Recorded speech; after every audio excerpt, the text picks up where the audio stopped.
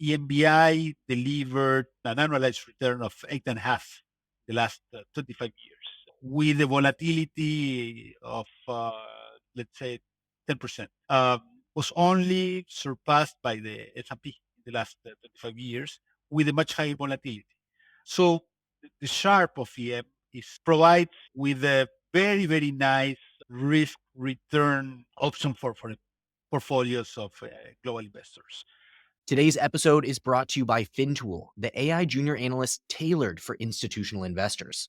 Go to the fintool.com link in the description to learn how you can add AI to your research process.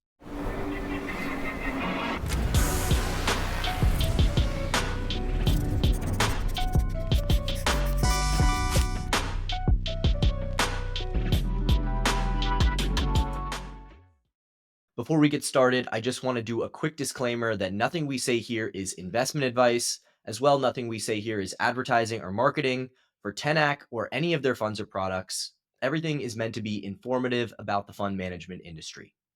I am joined today by Nicolás Dujovne, CIO and founder of Tenac Asset Management. He's also the former Minister of Finance for Argentina under Mauricio Macri. Tenac was founded in May of 2020 and has returned 115% since inception as of the end of February. And for those of you calculating, that's approximately a 17% compounded return with no down years. The strategy focusing primarily on emerging market debt, sovereign debt, that is, corporate debt as well, and rates and currencies. So you are really our first big macro fund manager that I've had on the Other People's Money program. So I'm very excited, Nicolás. Thank you so much for joining me today. Thank you, Max. Really honored and with a lot of enthusiasm of being here. Thanks a lot for the invitation. I have to start with just Latin America being such a hotbed of macro investors, macro thinkers. I mean, there's a lot of big macro funds in Brazil. Now, Argentina is popping up, I think, on every macro investor's radar. What is it about Latin America that just lends itself so much to thinking from a macro perspective? Maybe the volatility of the 80s and 90s was the seed of many of the people now involved in the industry. In the 80s, uh, many of the countries of Latin America suffered hyperinflations. Argentina, Brazil, Peru. Um, so that history of instability, generated uh, um, many people focus on macroeconomics as differently maybe to what you will find in the US or in Europe, in which most of the economists that went to school to university are focused on micro issues, on issues of competence, or you know, um, or make market failures. In Latin America, uh, a lot of people from my generation in the 40s, in the 50s, we suffered that instability in the 80s and early 90s. We went to university with the idea of how to fix this mess. Um, so some of us were involved in government, in finance, but you will find a lot of uh, people with a lot of involvement in macro in Argentina, in Brazil, in Peru, in Chile. Uh, that now are part of the team of many of these macro funds that you will find in the region. And what about making the jump from, because prior to this, obviously, you were in government, you were the finance minister. So, what was it about that moment in time in 2020 when you founded the fund that you felt it was time to take a stab at being an investor? Previously to being finance minister in Argentina, for many years I was the chief economist of Grupo Galicia, who is the largest bank in Argentina, the largest private sector bank. So we have a state-owned bank, Banco Nación, that is bigger than Banco Galicia. But of the banks of the private sector, Galicia is is the biggest one. So I was the chief economist, and in that role, you know, of course, I leaded all the efforts on research of the bank, but I also help on the proprietary trading of the group. So I was an economist involved in finance, and my office was, inside the trade room of the bank. So it is not that was I was a PM, but part of my job was helping the PMs to make money. Designing derivatives, or helping the bank with the capital market operations. So I had an involvement with markets since many years ago, but not as a PM. And why not? Maybe that was something that was uh, floating in my mind. Well, then I left the bank in 2011. I launched my consultancy firm, which I led until I was appointed in office late in December 2016. So for 3 years, I was the finance minister of Argentina. August 19, we lost elections. I had the expectation that we will continue in office for 4 more years, implementing all the reforms that Argentina was implementing in the first during Macri's term, in which we reduced the government deficit, the primary deficit, from minus 5 to 0. We opened up the economy. Um, so we lost elections. That was a frustration. So I went to my home. I took 3 months to rest a little bit. Being in office is very exciting, and but also very demanding. You have almost no time for you, for your family. So I took some time to reveal my my my relationship with my family and my friends, and after that, I started to think on my next steps. And I found that first, um, after my involvement in office, I had the honor of leading the G20 group of finance ministers, because when I was in office, Argentina had the presidency of the G20. And as the G20 was born as a group of finance ministers. Then, in the '08 crisis, the president joined the group as a way to help to withstand the effects of the Lehman Brothers crisis.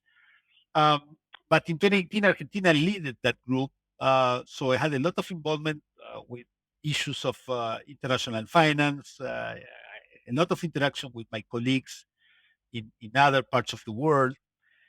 So one of the things that I decided after leaving office was that I wanted to maintain my relationship with the rest of the world, not only to be focused on Argentina. I wanted to widen the scope of my job. And then I also, putting together a finance job with the job of economist. So at the end of the day, starting a strategy based on EM, which is basically, you need to have a macro focus to make money, um, was the synthesis of the things that I wanted to do. Maintain my relationship with all my colleagues and institutional international organizations with whom I interacted with in office, um, and to put together my job as economist, but also as a PM. So I called at the time Jose González Anaya, that was my colleague in office in Mexico. He was the Secretary of the Treasury of Mexico under Peña Nieto's administration, and previous to that, he was the CEO of Pemex, a very successful one. When Jose was in office, the spread of the Pemex bonds as compared to the government bonds in Mexico was zero. because Pemex was doing its job, and the leverage of Pemex was, below 2 times EBITDA to net debt was south of 2 times. Now it's north of 4. Um, and I had a great relationship with Jose when we were both in office. Both speaking Spanish. He helped me a lot during the G20 ministers when we had to, reach a consensus on the communique. All the things that you need to do. And together with Jose, we started to to think on what we were going to do. He was in a situation very similar to the one that I was facing, and also with Fernando Jasniz, a very sharp uh, partner of mine that he also worked with me at the finance minister in Argentina. He's an engineer with an MBA in Berkeley that for 15 years was a PM in a boutique firm in New York doing long short equities LATAM. So um, so together with Pepe and Jose, with Jose and Fernando, I'm sorry, we started to think in Tenac, and well, the next step was building the infrastructure of the firm and start the process of raising capital, and that's basically the history of how we launched our firm. Now, certainly having the high profile is of having led the G20 and your partners also having such an equally high profile, probably a little bit easier to raise that initial seed capital than many people who have um, the desire to go out and start a fund, but it's still very difficult to be an upstart hedge fund, especially one outside of the big global financial centers of New York and London, etc. So what was it like trying to raise capital in another place outside of these major financial centers? It's very, very difficult, very, very difficult. Yeah, first, because it's the job that I don't like to do. I'm a shy person in asking money to invest with me. Um, but eventually, some family offices of families that knew me and my partners from many many years decided to to trust on us even when our track record was zero, because zero in terms of the track record of the firm, and zero in basically that we didn't have a track record as PMs. So it was people that truly believed in our intellectual capacities and our ability to do the job. So I'm very grateful for the initial, uh, investors of the fund. But being a firm that is, even with the legal infrastructure of the firm, is a U.S. firm because it's a limited partnership in Delaware. We are based in Buenos Aires, and except with Jose that is in Mexico, but the rest of the partners of the team we are based in Buenos Aires.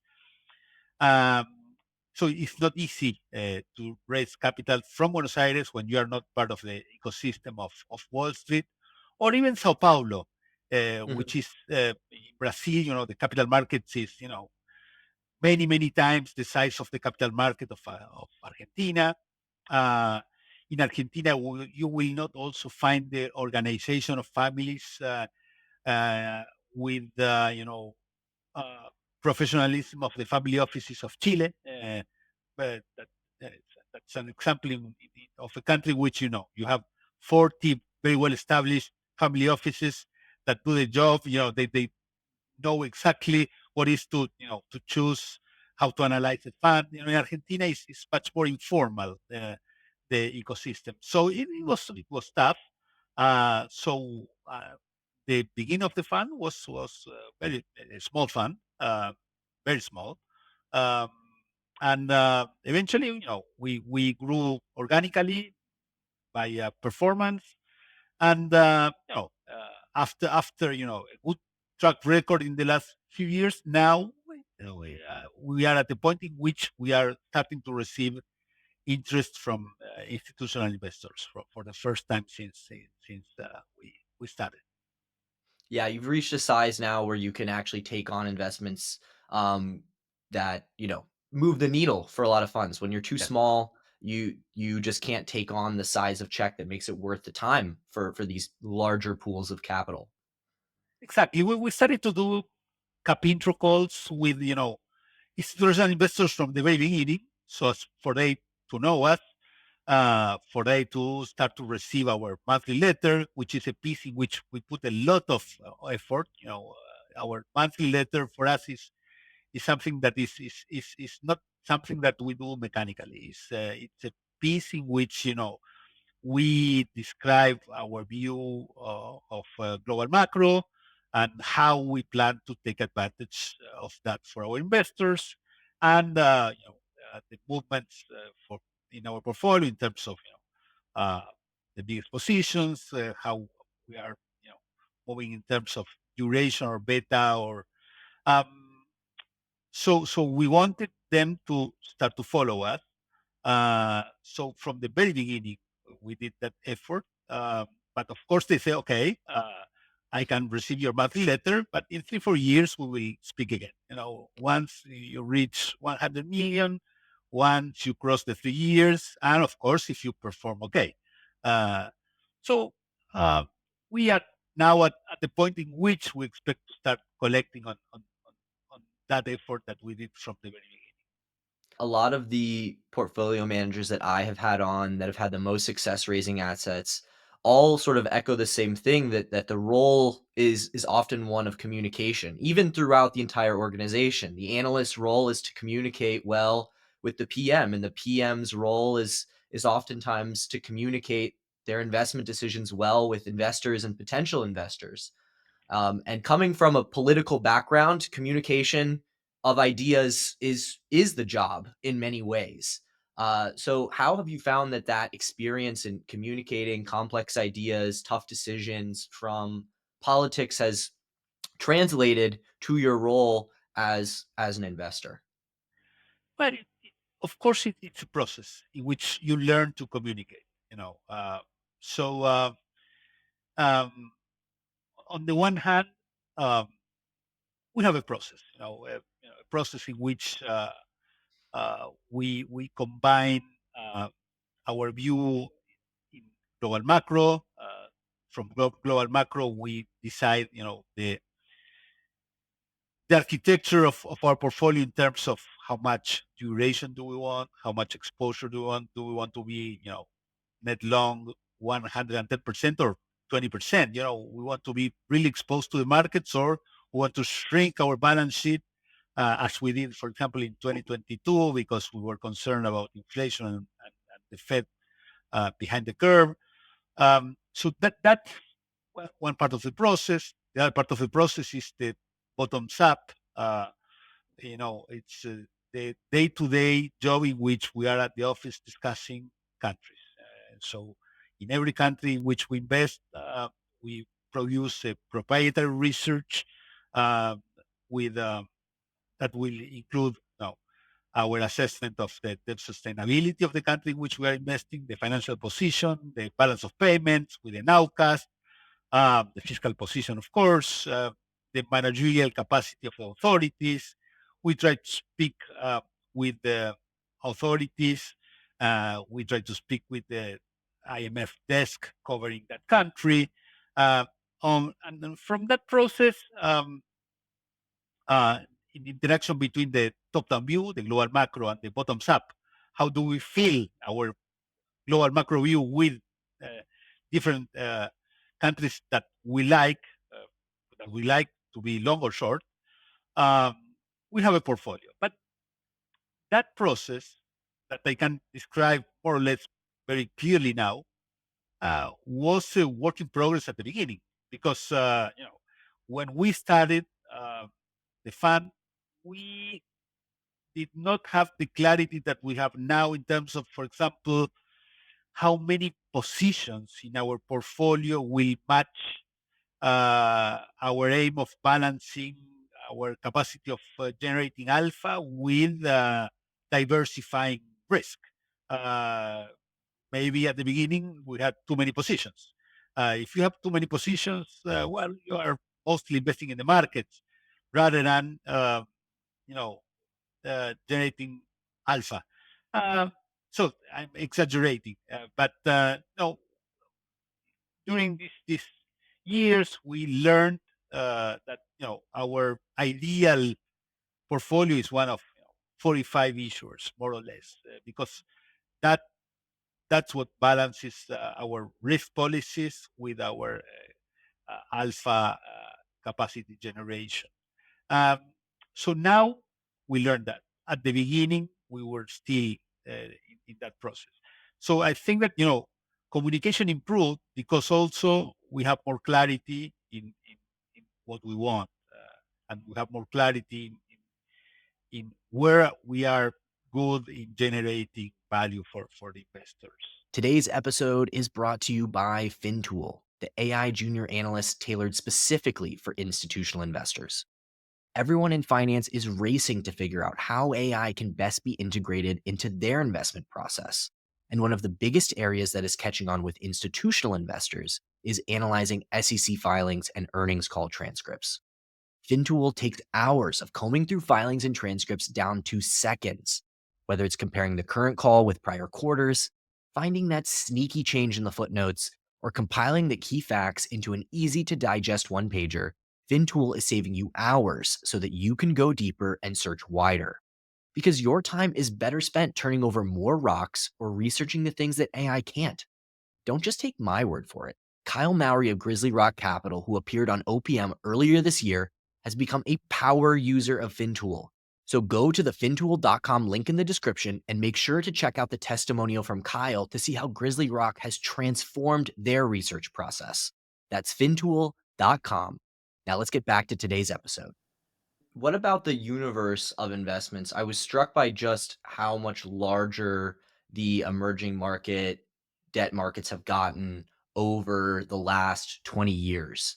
Is this strategy something that when you started focusing on global finance you could have imagined was possible, or is this strategy really born out of that growth in the last, 2 decades? Well, the deepness of the financial deepness of EM in the last 2 decades grew a lot.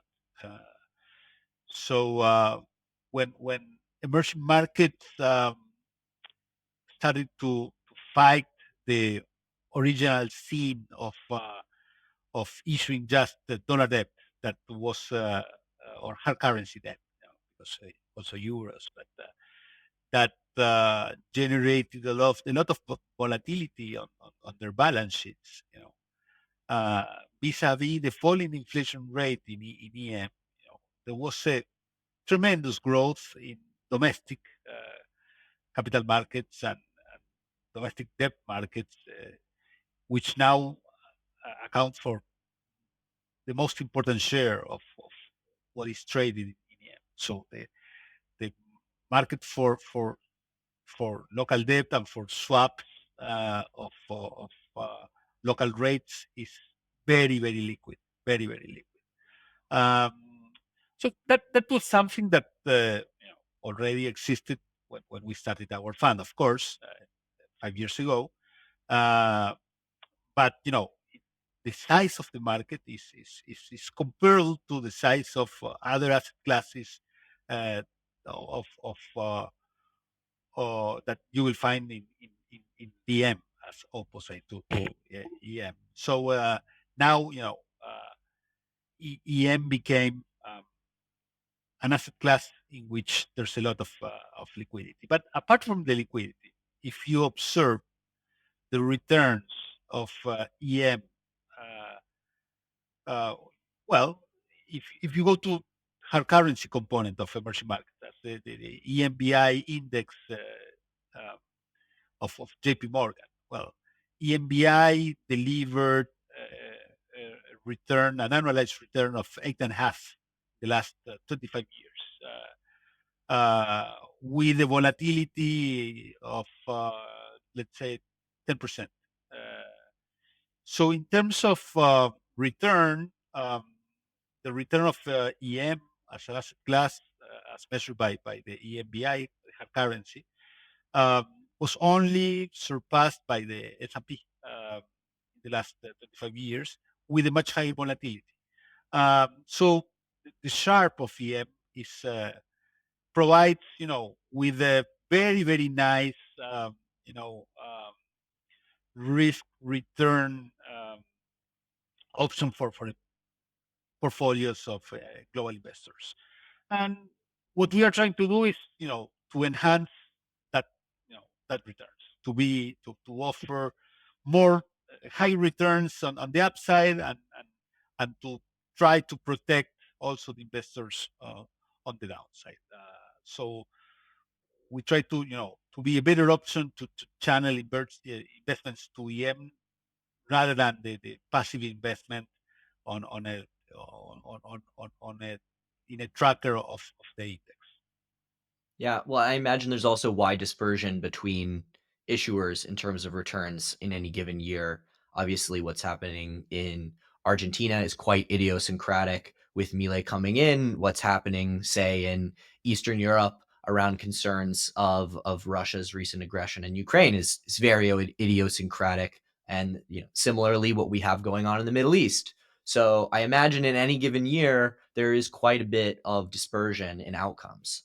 The dispersion between the top 10 performers at the 10 underperformers is very, very wide every year.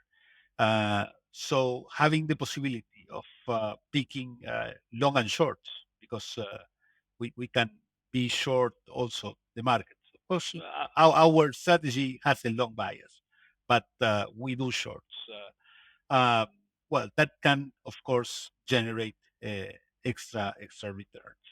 And the shorts are very important because they can fund uh, um, your long strategy by not generating too much risk. If you are funding a long with a short that you believe that will underperform, you are decreasing the risk of your portfolio while generating returns. Uh, you can perform RVs all the time, arbitrages between between two countries, which you think, okay, this country is pricing uh, too much of of an increase in its credit rating that is not going to occur because X reason, and this country is pricing downgrades in its credit rating that, again, are not going to occur because the authorities will react and will correct on the fiscal, for example. Well, if you identify those pairs, it's very interesting as also as a process that is repeatable and can generate P&L without being exposed to too much risk. And from time to time, you can also short a country or a quasi sovereign or a corporate that you think is going to blow out. Those opportunities appear from time to time. Of course, the sizing of that trade has to be appropriate because if you are wrong, a country that is starting to to be under stress, of course, has a negative carry for your portfolio that is very, very big because maybe you are shorting something that is already yielding 15%. So the negative carry can kill you if you are short the position for too much time. And finally, uh, that trade does not materialize. But from time to time, you can profit also of that. In the case of Argentina, Argentina was a tremendous opportunity in 2024.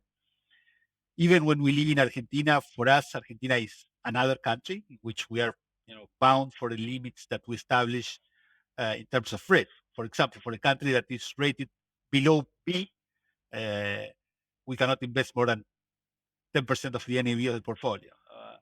Or we have another limit that is we cannot invest more than 500 basis points of risk as per our internal model in any country or position. the most astringent of those, the one in terms of NAV or the one in terms of risk in basis points will be the one that will rule. Um, so in 2024, we were long Argentina, close to our max long for a very big part of the year. And as Argentina delivered returns close to 100% in fixed income, which is something very anomalous. Well, Argentina added close to 700 basis points to our P&L of last year. That's something extraordinary that a single position can provide you with that return. Are those position limits at entry or at size as it grows? If because of the pricing, the position starts to be bigger than our limit, we have to start to reduce so as to keep our limit. Okay. Now you brought up two things I want to get into. First, you talked about quasi sovereigns. I think this Yeah, is something people hear about a lot. Are those all SOEs, or could a private company that just trades more on the country's fundamentals than say its own fundamentals, can that count as a quasi sovereign, or are these all just SOEs? we are speaking about SOE, state-owned enterprises. They are owned by the sovereign, though they are not the sovereign. So the typical example is Ecopetrol in Colombia, YPF in Argentina, Pemex in Mexico. Um, you know, it is not that there's an explicit guarantee in none of these cases, uh, but they are state-owned. Petroperu in Peru, yes, many cases. And in those, I mean, how much more liquid is, say, the sovereign of Mexico as compared to like Pemex bonds? Are they relatively close? What does it add to you to be able to trade these quasi sovereigns? The value that can be generated by trading the quasi sovereigns is um, sometimes they are trading wide to the sovereign. That typically quasi sovereign trades outside the sovereign. That's the case of uh, Ecopetrol, Pemex. Ecopetrol trades close to 150 basis points outside the Colombian government bonds. Pemex trades, at, let's say 500 basis points outside the government. Um, and of course, if you perceive that even when there's no explicit guarantee, uh, there's an implicit guarantee, and of course, that's your subjective perception because they're not trading at the same price. Uh, you can be long the quasi sovereign, short the sovereign in a trade that is carry positive. Uh, with by but with a lot of mitigation of the underlying risk of the trade. But also from time to time, you learn, what are the drivers uh, of the widenings or the tightenings of that specific pair. So, during COVID, the spread of Pemex against the sovereign, widened a lot because oil went down, and many and bonds were under stress and liquidity drained. So you had the opportunity of being long Pemex and short Mexican uh, bonds. Think that finally that spreads will tighten again, and that's something that really occurred. So when you have the timing of understanding the drivers of widenings and tightenings, it's something very interesting to do. And of course, and structurally, you can have a carry positive trade by being long one and short the other one.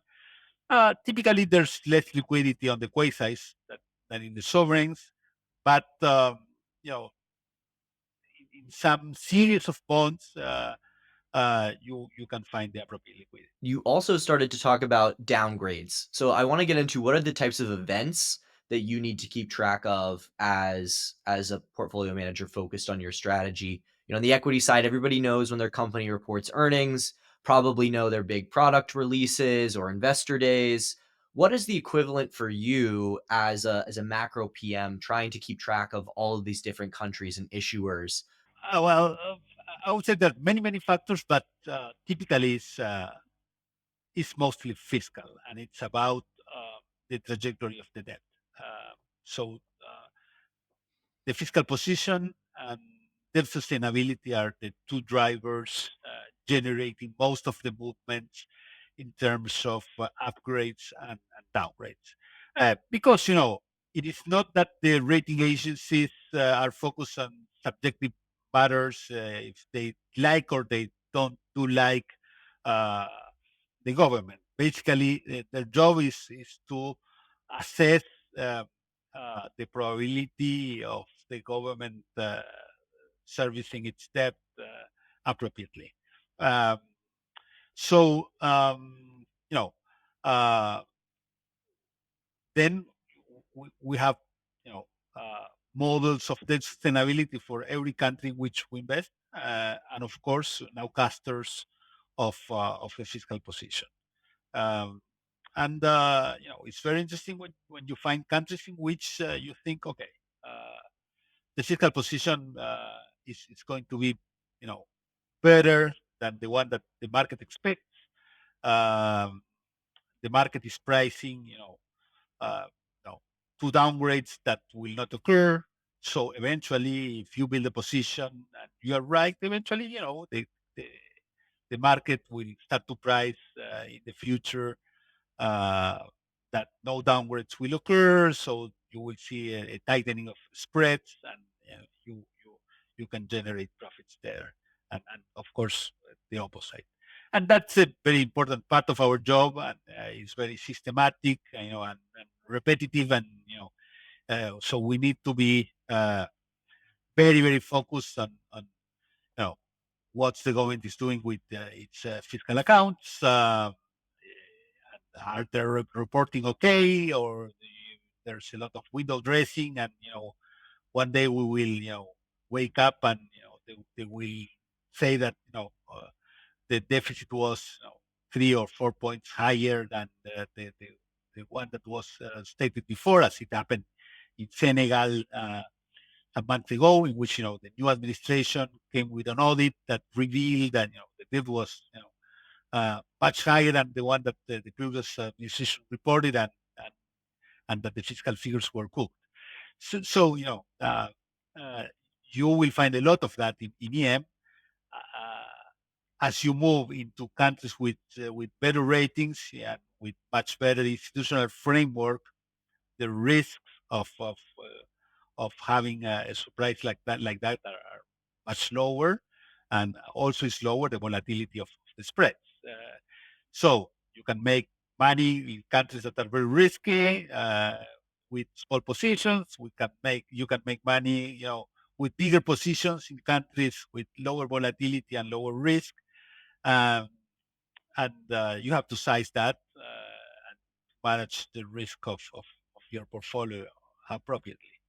It's that data integrity issue. I mean, people often talk about it like in relation to China, for instance, that a lot of people say they don't trust economic data there. How big of a problem is it across the board with countries that politicians are incentivized to paint the tape, perhaps on some of the numbers?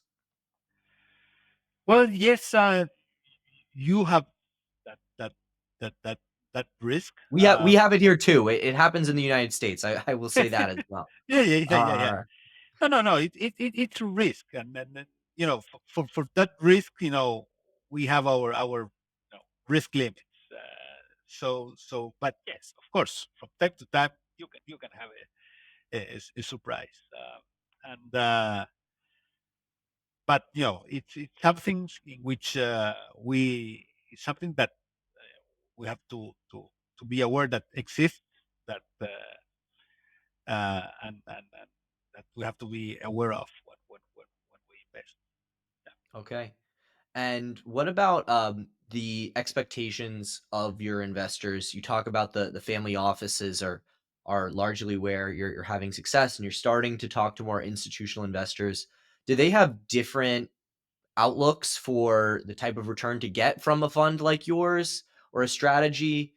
Well, we we don't have a benchmark uh, for we don't have an index as a benchmark, but we have a budget of volatility. Uh, so our budget of volatility is at 14% annual. Uh, it is not that we like volatility, but we understand that to generate returns north of mid-teens, we need to be prepared to accept some volatility from time to time. And that's something that is communicated to our investors. Okay, so if they want to invest with us, uh, of course we provide with monthly liquidity, but our strategy is more suitable for investors that would like to be with us for 1, 2 years, 3 years, because uh, in our job in investing in EM, sometimes you are investing in histories that need some time to mature. And in that time in which they will mature, you have to hold some positions, even when they move in the opposite direction that you thought at the beginning. Um, so I would say that our strategy is suitable for investors that are aware that this can have volatility. Uh, and so basically, our investors are professional investors that are very aware of the risk of investing in EM, and that when we suffered drawdowns in the past because of a spike of volatility in the markets, when, for example, Russia invaded Ukraine, that coincided with the spike of inflation and rates in the U.S. Is are investors more prone to add rather than to take the other direction, because they understand what is like investing in EM. Um, and that's very important, to have the appropriate investors in your strategy that fits with your strategy.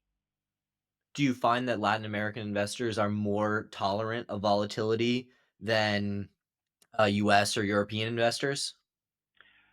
Well, it depends. Most of our investors are Latin American, so I cannot do like uh, the comparison.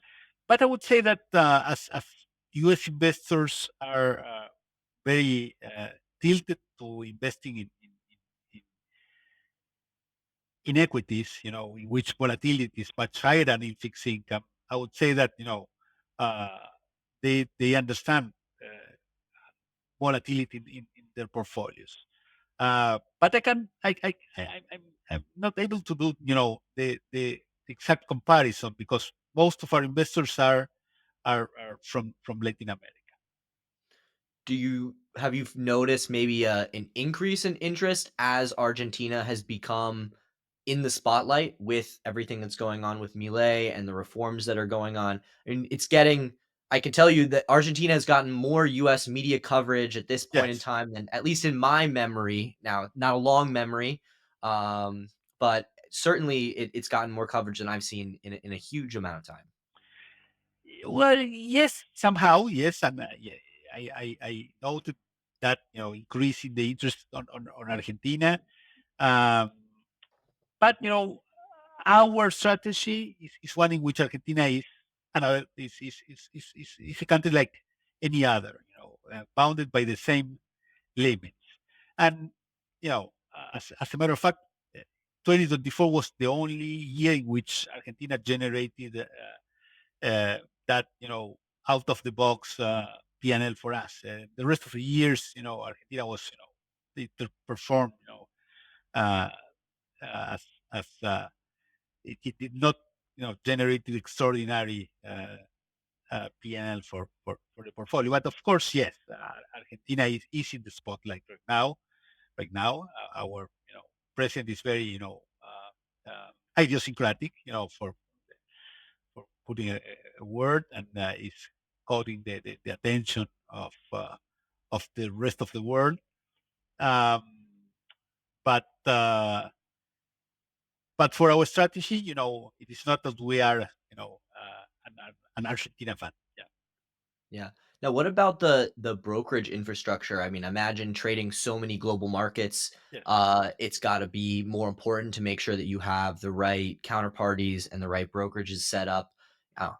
I can trade some Argentinian stocks that are listed here in yeah. the U.S., but I probably couldn't tell you how to buy an Argentinian bond. I'm sure as I expand that list of countries out more and more and more, it gets harder and harder. What about for you guys making sure that you have the proper infrastructure to trade all these markets? Well, of course, that's a process that takes a lot of time to build the appropriate infrastructure. Now we think that we have, a very very solid one because well, we have our prime broker that is Goldman, but we also have accounts with, like 40 counterparts to do, very specific locals, and to have counterparts very involved with local markets in many of the countries in which we trade. Some of them which are frontier, and we need to know the specifics. So yes, it's very important because it takes a lot of time to have, the number of counterparts that you need to, to be with the appropriate counterparts in the end. And it's of course an ongoing process. We maybe will need maybe 20 or 30 more counterparts all around the world, so as to have the locals on the other side as an alternative all the time. And do you find yourself traveling to other countries? Has the Zoom nature of the world post-COVID made it easier to do this type of investing than maybe it would have been pre-COVID? Or are you still going on the road to, meet with these officials and to see the realities on the ground? We use a lot of digital platforms to connect with colleagues and international organizations. We travel a lot to the US, to the meetings in the IMF, April, October. So that provides us with the opportunity of meeting, 50, 60 government officials in the same place twice a year. Um, we travel a lot to Latin America because we can do together the process of capital raising and doing research when we go to Chile, Brazil, or Uruguay, Colombia, or Mexico. But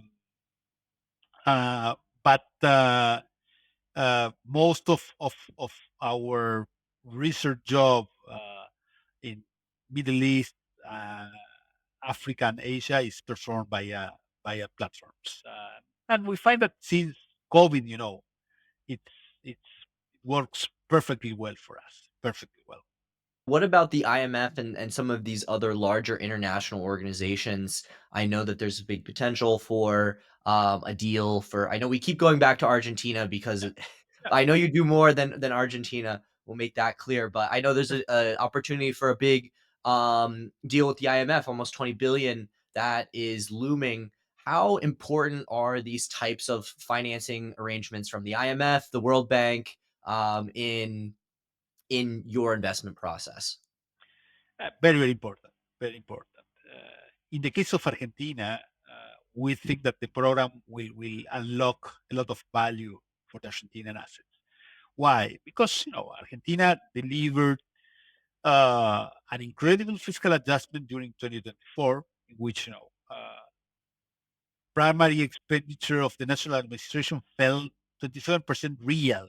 That's an unprecedented, fiscal adjustment in the subnationals in the provinces. The primary expenditure fell 20%. So Argentina was able to bring down the government expenditure to GDP from 39 to 32% in just 1 year, and that was impressive.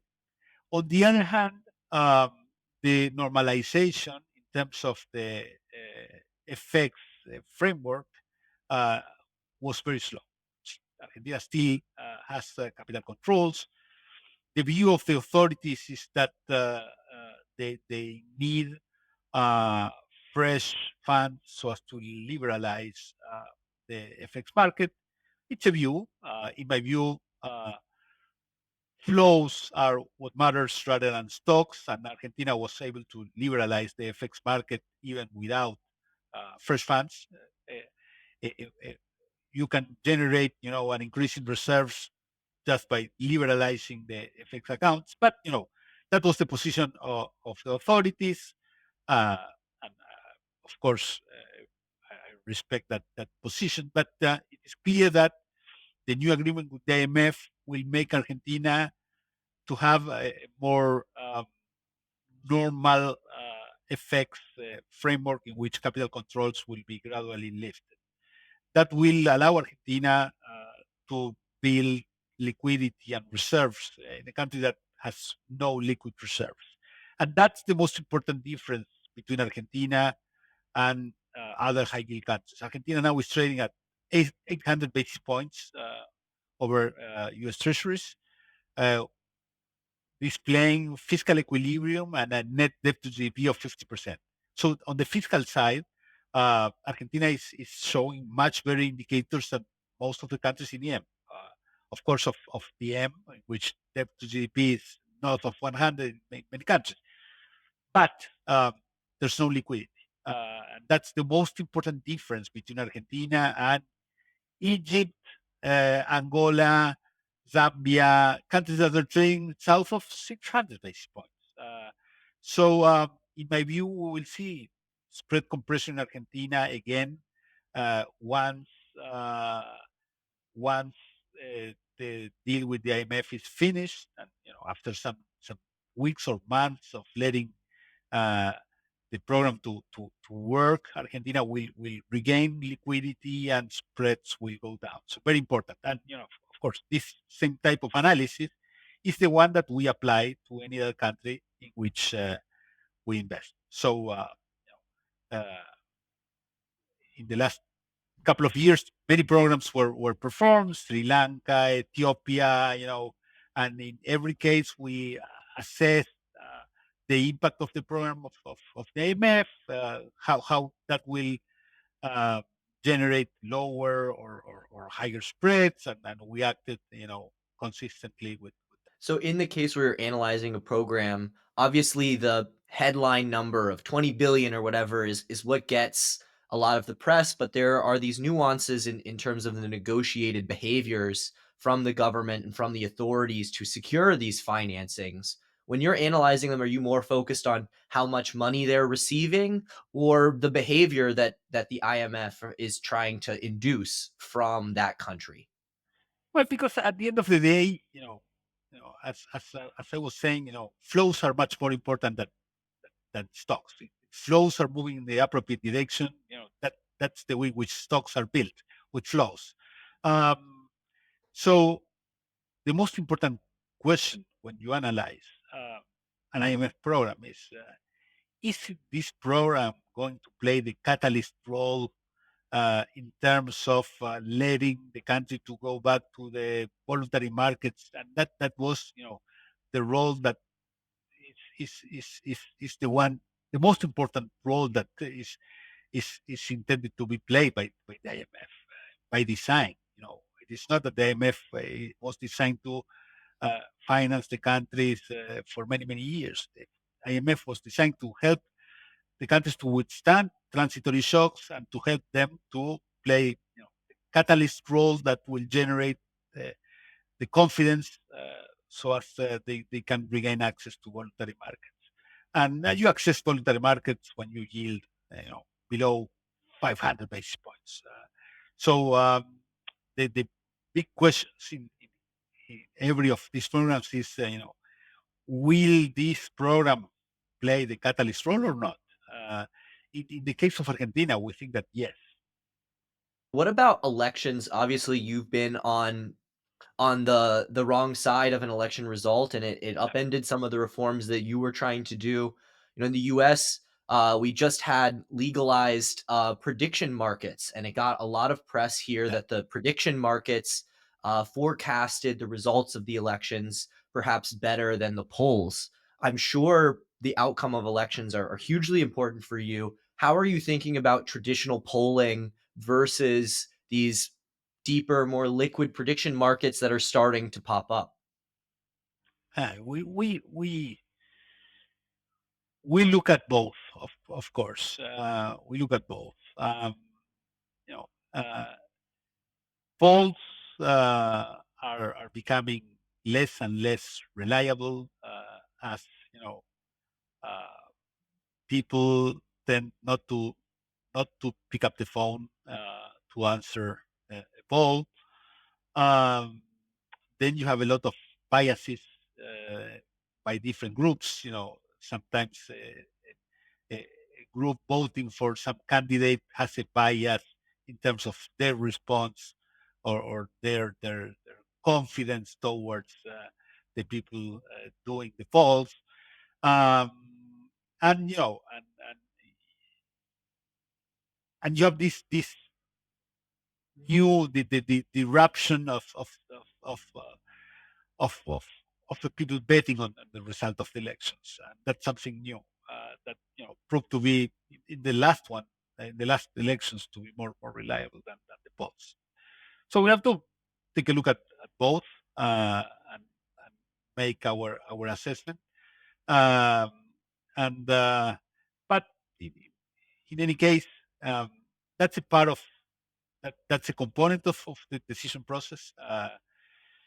We don't do algo trading or automatized trading of nothing. So everything enters into the box of discussion with, between the partners of what's appropriate, what's the better decision, how to trade an election, um, and we consider carefully, all the information that is available.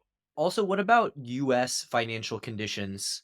Obviously, US financial conditions kind of steer global financial conditions. So, how important is focusing on the big developed markets like the United States for your process? And in a world where US financial conditions look negative, what does that mean for you? When we look at global macro, the US is basically the most important uh, country in which we are, looking to.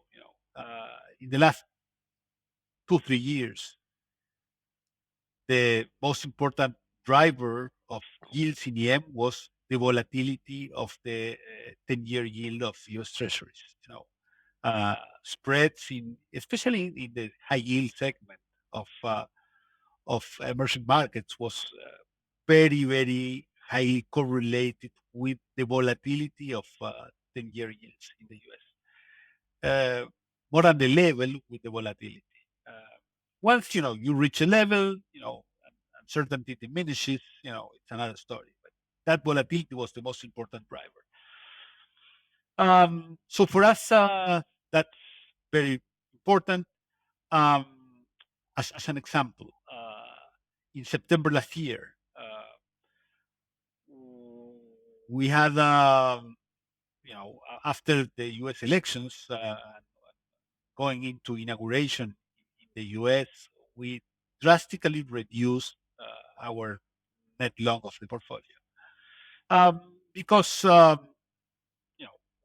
we thought that eventually, if the government came with a neutronic bomb in terms of tariffs, that could pose a risk for EMFX because you could see eventually uh, the dollar, a strengthening of the dollar, a risk of process, and if the movements in EMFX were to be, big, that can create a contamination of credit. So we decided to hedge the portfolio. We still had our, alpha capacity generation because we think that we are, very good pickers in terms of assets that can perform very well. But we shorted the EMBI, the index. So we kept as a P&L source our selection, but we reduced dramatically the risk of the portfolio. Um, well, eventually, tariffs went up, but not in a size in which they generated, a neutronic impact. It, it's more idiosyncratic, depending, the country that is affected. Um, so now, uh, the portfolio has, a bigger exposure than it had at the end of last year. But we are keeping, for example, a hedge by using the the Nasdaq Composite. Why? Because we think that it's the most expensive market now in the U.S. and eventually, should we see a sharp deceleration of the U.S. economy because of the uncertainty generated by policy, we will see, a correction that can be larger than the one that we already saw. So with a very small, with a very small part of the NAV of the portfolio, we can buy, puts of the QQQ index.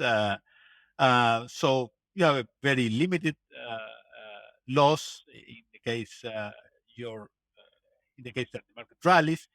But um, should we see a big correction, that will protect a very important part of our notional of the portfolio. So we try to pick the appropriate hedges, buying um, using the different circumstances that we are facing. So, as a not as an economist, but as a portfolio manager, does the policy uncertainty out of the U.S. excite you? That it might drive opportunity, drive idiosyncratic outcomes, as you mentioned, from country to country. Not, are tariffs good or bad, but just as a portfolio manager looking for opportunities, does the idiosyncratic nature of U.S. policy present opportunities? Yes, it does. Of course, um, but that volatility is very difficult to trade, because at the beginning, it can generate damage. So you have to avoid, the losers. Once you have the losers, yes, uh, you have the opportunity of buying, spreads that widen. So it's uh, it's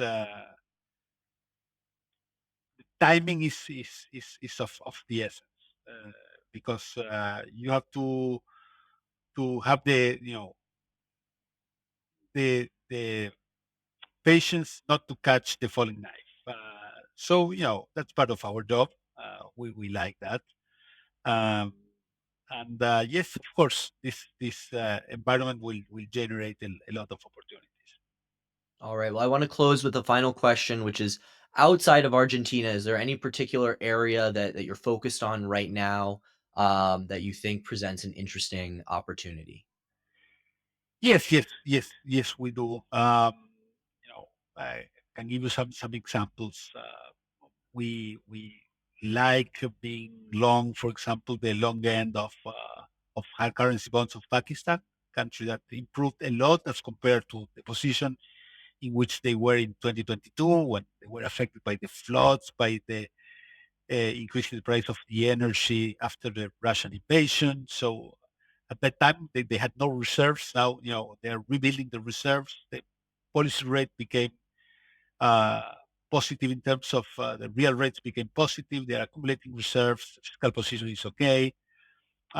We like Egypt, both local and hard currency, because it's a country that is experiencing a transformation. They want to be, an economy more similar to the one of the countries of the Gulf, being non-oilers, of course, but in terms of a more orderly economy, with a bigger role of the private sector. So they are improving a lot.